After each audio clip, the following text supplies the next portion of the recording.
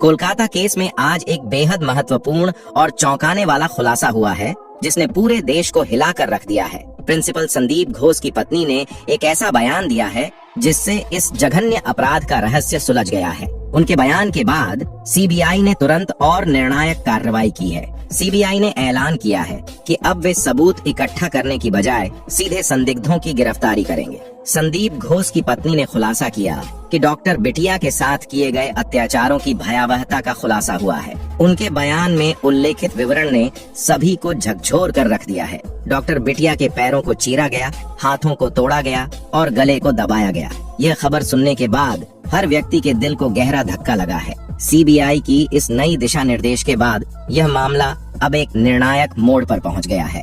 आज आपको एक ऐसा खुलासा जानने को मिलेगा जो पहले कभी नहीं सुना होगा। हाल ही में हुए खुलासे ने यह स्पष्ट कर दिया है कि बिटिया रानी के साथ हुई जघन्य घटनाएं सेमिनार हॉल में नहीं हुई थीं। जी हाँ, यह खुलासा यह बताता है कि सेमिनार हॉल केवल एक बहाना था जो इस पूरे कांड को छुपाने के लिए इस्तेमाल किया गया। जानकारी के अनुसार सीबीआई को एक महत्वपूर्ण सबूत और सीसीटीवी फुटेज प्राप्त हुआ है। ये फुटेज इस बात को दर्शाता है कि बिटिया रानी के साथ जो कुछ भी हुआ वह सेमिनार हॉल के भीतर नहीं हुआ था। जब आप इस वीडियो में इन सबूतों को देखेंगे तो यकीनन आपके पैरों तले जमीन खिसक जाएगी। सीबीआई ने बताया कि वे पिछले 1 महीने से इस केस की जांच कर रहे थे, लेकिन उन्हें कुछ भी ठोस नहीं मिल रहा था। असल में जिस सीसीटीवी फुटेज को वे लगातार खंगाल रहे थे वह पूरी तरह से नकली था। सबसे चौंकाने वाली बात यह है कि असली CCTV footage principal Sandeep Ghosh के ऑफिस से मिला है। इस महत्वपूर्ण खुलासे का श्रेय पूरी तरह से प्रिंसिपल की पत्नी को जाता है। उन्होंने सीबीआई के सामने जो फुटेज का क्लिप सौंपा उसने पूरे मामले को पूरी तरह से स्पष्ट कर दिया है। अब केस का सच पूरी तरह से उजागर हो गया है और हर बात की सच्चाई सामने आ चुकी है। आज सीबीआई ने एक ऐसे खुलासे के साथ सामने आई है जो इस केस की पूरी तस्वीर को बदल देगा। नए सबूतों के अनुसार सीबीआई ने खुलासा किया है कि बिटिया रानी के साथ किए गए जघन्य अपराधों के बाद उसे सेमिनार हॉल के अंदर पहुंचाया गया और वहां एक पूरी घटना का दृश्य तैयार किया गया। अब सवाल यह उठता है कि इस केस में कितने लोग शामिल थे और कैसे यह पूरा दृश्य तैयार किया गया। सीबीआई ने बताया है कि संजय रॉय जैसे एक अलग व्यक्ति को इस पूरे घटनाक्रम का हिस्सा बनाकर पेश किया गया। आज की रिपोर्ट में सीबीआई ने उन 20 लोगों की पहचान कर ली है जो इस मामले में संलिप्त थे और जिन्हें जल्द ही गिरफ्तार किया जाएगा। प्रिंसिपल संदीप घोष की पत्नी ने इस मामले में एक महत्वपूर्ण भूमिका निभाई है। उनका कहना है कि अगर एक औरत दूसरे औरत के दर्द को नहीं समझेगी तो कौन समझेगा। उनकी जानकारी और सहयोग ने सीबीआई को इस केस में अहम सुराग प्रदान किए हैं। सीबीआई के पास अब ऐसा सीसीटीवी फुटेज मौजूद है जो न केवल अपराधियों की पहचान करता है बल्कि यह भी दिखाता है कि इस पूरे घटनाक्रम को कैसे अंजाम दिया गया। इस वीडियो में हम जानेंगे कि किस प्रकार के सबूत मिले हैं और संजय रॉय की कहानी कितनी सच्ची और कितनी झूठी थी। वीडियो शुरू करने से पहले आप सभी से निवेदन है कि अगर आप बिटिया रानी को इंसाफ दिलाना चाहते हैं तो कमेंट बॉक्स में वी वांट जस्टिस जरूर लिखें और इस वीडियो को लाइक करें। आपका एक लाइक न केवल हमारे प्रयासों को समर्थन देगा बल्कि यह भी दर्शाएगा कि करोड़ों लोग बिटिया रानी के साथ खड़े हैं। बेटी को लगेगा मेरा परिवार, मेरे माँ बाप आज मेरे लिए न्याय की जो लड़ाई लड़ रहे हैं उसमें मैं वो अकेले नहीं बल्कि भारत के हर एक भाई बहन मौजूद हैं।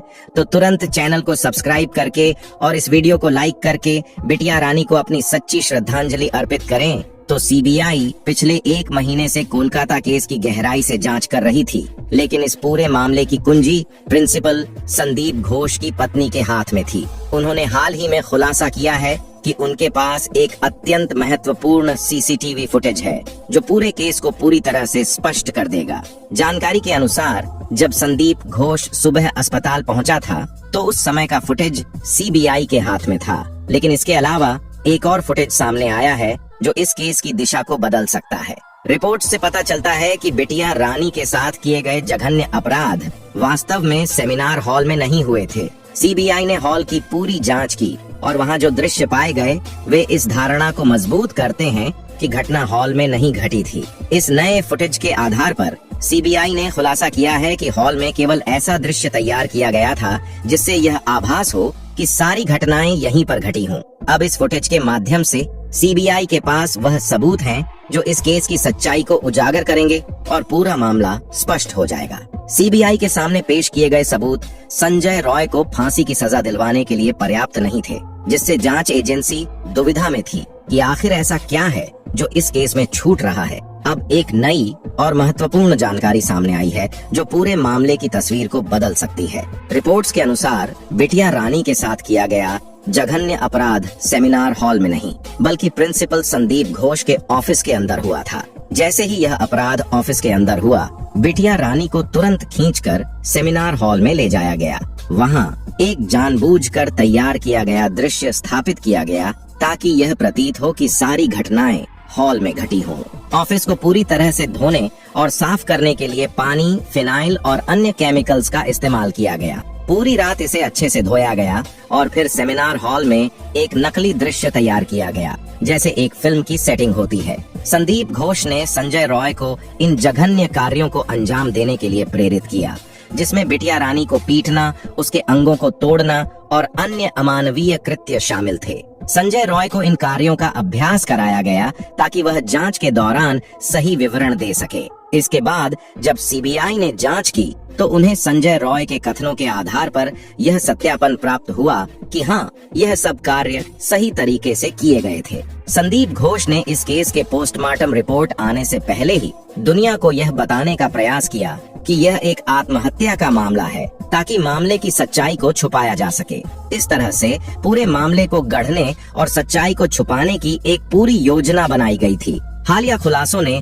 इस मामले की गंभीरता को और बढ़ा दिया है। प्रारंभिक रिपोर्टों के अनुसार बिटिया रानी की मौत को आत्महत्या के रूप में प्रस्तुत किया गया था, लेकिन बिना पोस्टमार्टम रिपोर्ट के यह दावा कैसे किया जा सकता है? प्रारंभिक संकेतों से ही यह स्पष्ट था कि यह घटना आत्महत्या की नहीं, बल्कि एक संगठित अपराध की थी। यह हत्या की एक सुनियोजित साजिश का परिणाम प्रतीत होती है, जिसे आत्महत्या का रूप देने की कोशिश की गई। जब यह केस सामने आया तो इसे दबाने की हर संभव कोशिश की गई। ऐसा लगता है कि संदीप घोष ने इस अपराध को छुपाने के लिए अपने वफादार सहयोगी संजय रॉय को पैसे दिए और निर्देशित किया कि वह घटनाओं को उसी तरीके से प्रस्तुत करे जैसा उसे बताया गया था। संजय रॉय को यह आश्वासन दिया गया था कि यदि वह इस सब को सही तरीके से निभाएगा तो संदीप घोष उसे भी सुरक्षा प्रदान करेगा और मामले को संभाल लेगा। पुलिस को बुलाकर जो दृश्य प्रस्तुत किए गए वे उन लोगों से भरे हुए थे जो जांच प्रक्रिया में शामिल थे। हालांकि डिप्टी एएसपी और ईएसपी ने यह दावा किया कि वहां मौजूद लोग पूरी तरह से उचित थे और जांच में उनकी उपस्थिति वैध थी। दूसरी ओर एक और मार्मिक और चौंकाने वाली खबर आई है। पीड़िता की मां ने स्पष्ट आरोप लगाया है कि पुलिस ने उस दिन ही इस केस को दबाने का प्रयास किया था जब वह अपनी बेटी को देखने गई थी। इस दर्दनाक घटना को समझने की कोशिश करें। पीड़िता की मां को फोन पर कुछ और जानकारी दी गई, जबकि वास्तविकता बिल्कुल अलग थी। जब वह पहुंची तो उसे अपनी बेटी से मिलने के लिए 3 घंटे तक इंतजार कराया गया। यह स्थिति न केवल पीड़िता की मां के लिए अत्यंत कठिन थी, बल्कि यह पूरी जांच प्रक्रिया की गंभीरता को भी दर्शाती है। इस घटना ने दर्शाया कि न्याय की खोज में पीड़िता के परिवार को किस हद तक कठिनाइयों का सामना करना पड़ा। जब पीड़िता की मां को अंततः अपनी बेटी से मिलने की अनुमति मिली तो भी उसे केवल सीमित समय के लिए मिल पाने की अनुमति दी गई, जिससे वह अपनी बेटी की स्थिति का पूरी तरह से अवलोकन नहीं कर सकी। इसके बाद एक सुनियोजित प्रयास के तहत यह झूठ फैलाया गया कि बिटिया रानी के साथ कोई जघन्य अपराध नहीं हुआ था और यह घटना आत्महत्या का परिणाम थी। लेकिन एक मां की दृष्टि से यह विश्वास करना असंभव था। पीड़िता की मां ने बताया कि जब उन्होंने अपनी बेटी से आखिरी बार बात की थी तो वह खुश और स्वस्थ थी। परिवार में शादी की तैयारियां चल रही थीं और उनके लिए लड़के खोजे जा रहे थे। अचानक ऐसी स्थिति में बदल जाना असंभव लगता है। जब पीड़िता की मां ने पुलिस की कार्रवाई पर सवाल उठाया तो यह सामने आया कि पुलिस ने परिवार पर दबाव डाला कि वे इस केस को दबा दें। पुलिस द्वारा परिवार को पहले रफा दफा करने के लिए दबाव डाला गया और जब यह प्रयास विफल रहा तो पुलिस ने एक साधारण पेपर पर साइन कराने की कोशिश की, जिसे परिवार ने फाड़कर पुलिस के सामने फेंक दिया। इस घटनाक्रम ने स्पष्ट कर दिया कि पुलिस मामले को दबाने के लिए सक्रिय रूप से प्रयास कर रही थी और पीड़िता के परिवार ने इस दबाव का विरोध किया। अब यह सोचने की बात है कि अगर प्रिंसिपल संदीप घोष का इस मामले में सीधा हस्तक्षेप नहीं होता तो एक मामूली कर्मचारी या नौकर को बचाने की कोशिश क्यों की जाती? संदीप घोष एक मेडिकल कॉलेज के प्रिंसिपल के रूप में कई उच्च स्तरीय अधिकारियों के समान शक्तियों और संसाधनों के साथ आते हैं। यह स्थिति यह दर्शाती है कि इस मामले में कुछ गहराई से जुड़ी हुई बातें हैं और यह घटना एक सामान्य स्कूल की घटना से कहीं अधिक जटिल और गंभीर है। इस प्रकार यह स्पष्ट हो जाता है कि प्रिंसिपल संदीप घोष के पास केवल एक साधारण शिक्षा का पद नहीं था, बल्कि उनके पास पर्याप्त संसाधन और प्रभाव थे जो इस केस की जटिलता को बढ़ाते हैं। यह मामले की गंभीरता को स्पष्ट रूप से इंगित करता है और यह भी दिखाता है कि इस केस में किसी शक्तिशाली व्यक्ति के बिना ऐसा साथ दिए ऐसा संभव नहीं था। एक मेडिकल कॉलेज का प्रिंसिपल अपने संस्थान के एक वॉलंटियर के लिए इतना बड़ा जोखिम क्यों उठाएगा, यहाँ तक कि पुलिस पर दबाव डालकर पैसे देकर उसे बचाने की कोशिश करेगा और केस को रफा दफा करने के प्रयास करेगा। यह सवाल स्वाभाविक रूप से उठता है कि पोस्टमार्टम रिपोर्ट के बिना ही वह आत्महत्या का दावा क्यों करेगा, जबकि उसकी अपनी नौकरी भी दांव पर लगी हुई है। यदि आप इन सभी घटनाओं को जोड़कर सोचें तो यह स्पष्ट हो जाता है कि मामला जितना सीधा प्रतीत होता है उतना है नहीं। प्रिंसिपल संदीप घोष की पत्नी ने जो सीसीटीवी फुटेज प्रदान किया है वह इस मामले की गंभीरता को उजागर करता है। इस फुटेज में स्पष्ट रूप से देखा जा सकता है कि घटनाएं कैसे घटित हुईं और किसने क्या किया। अब गिरफ्तारियों की संख्या 20 तक पहुंचने की संभावना है, जो इस बात को और अधिक प्रमाणित करती है कि यह केस एक जटिल और गहरा षड्यंत्र है। इस प्रकार प्रिंसिपल के इस प्रयास के पीछे कुछ निहित कारण हो सकते हैं जो इस केस की सच्चाई को उजागर करने के लिए महत्वपूर्ण हो सकते हैं। तो आज के वीडियो के बस इतना ही, मिलेंगे